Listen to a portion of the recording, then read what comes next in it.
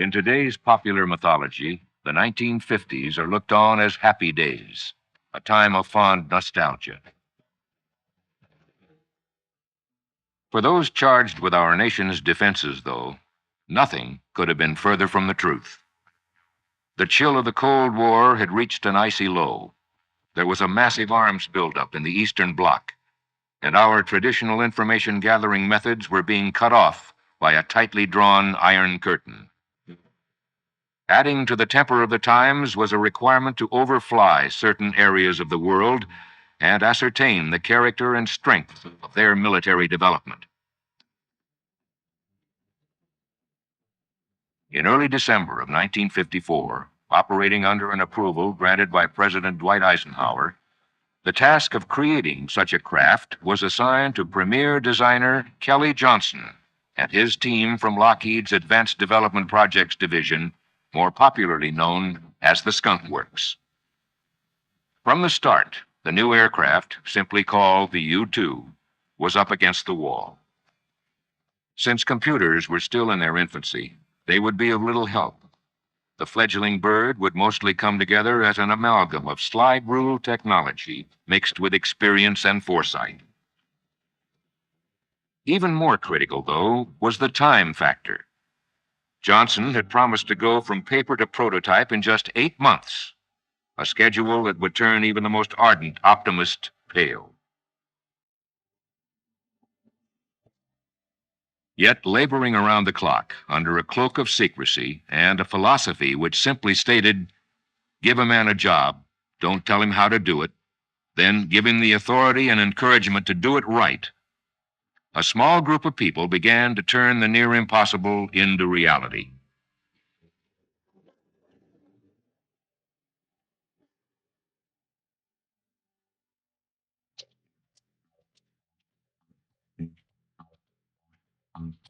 On August 6th, 1955, the date of the U-2's first flight, there were no brass bands, press conferences, or reporters present.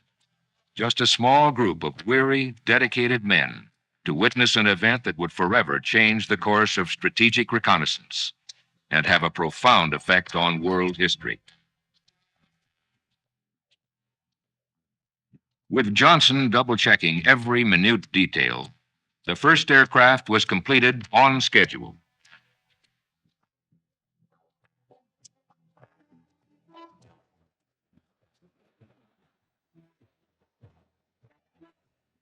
Almost from the moment of liftoff, it exceeded expectations and specifications. Because nothing in the U.S. flying arsenal in the 1950s could safely fulfill the mission requirements, the U-2 had to be different. And it was. With its long 80-foot glider-like wings and gently tapering 49-foot fuselage, the design represented a radical departure from anything in the sky at the time.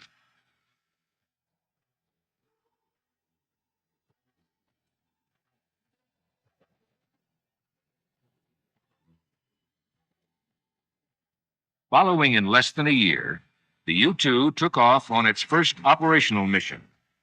Although the details remain classified, it was later described as brilliantly successful. More operations soon followed, with similar results. Until a fateful May 1st day in 1960. It brought a young pilot, Francis Gary Powers, to world prominence.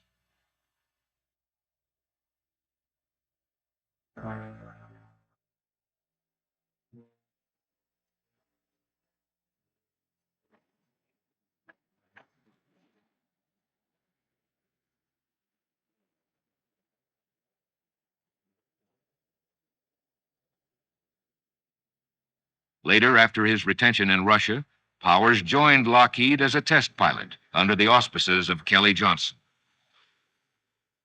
Yet, so proficient had the U-2 proven to be as an all-weather, day or night reconnaissance aircraft that more were ordered into production in a variety of models to fit specific mission objectives.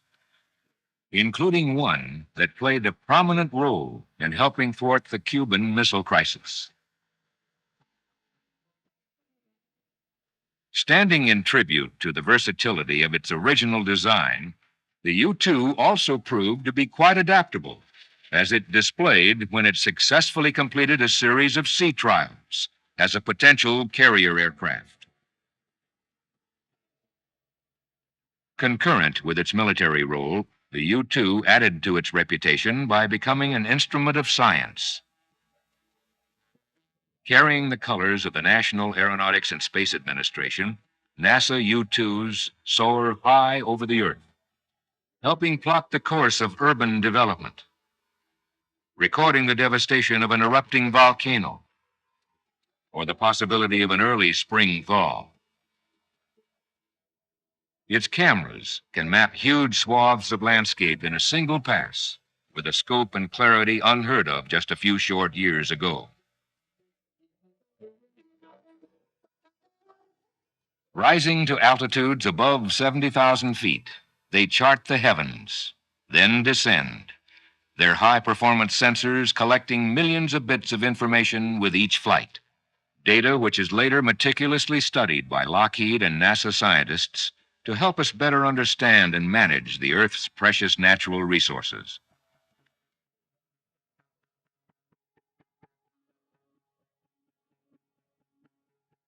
Representing perhaps quiet testimony to its value as a national asset, 12 years after the U-2R line went out of production, a newer, more sophisticated version, designated the TR-1, rolled out into public view in 1981.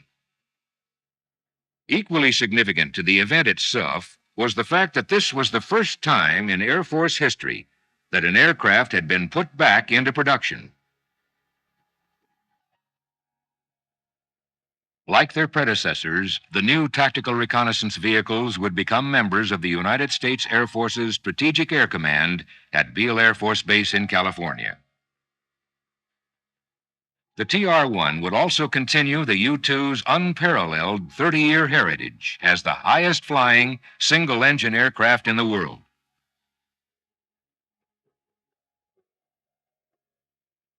While still held in an enigmatic wrap of security, when the full story of the development and sustained operational use of the U-2 family is cleared, it will probably confirm what military scholars and chroniclers of world events have surmised, but can't yet document, that the U-2's design, production, and service deployment are among the most spectacular achievements in aviation history.